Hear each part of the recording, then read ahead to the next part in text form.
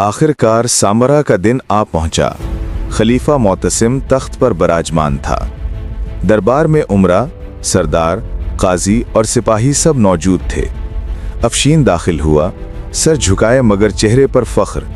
बाबिक को हाथी पर बिठाकर लाया गया ताकि सब उसे देख सकें।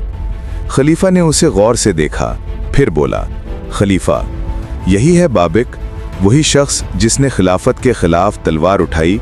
अफशीन, जी या अमीरुल मोमिनीन, ये वही मर्द है जिसने 20 साल तक सल्तनत को हिलाकर रख दिया। खलीफा ने बाबिक की तरफ देखा। खलीफा, क्यों किया तूने ये सब? तुझे क्या मिला इन बगावतों से? बाबिक पुरसुकून लहजे में, मैंने खिलाफत के खिलाफ नहीं, जुल्म के खिलाफ तलवार उठाई।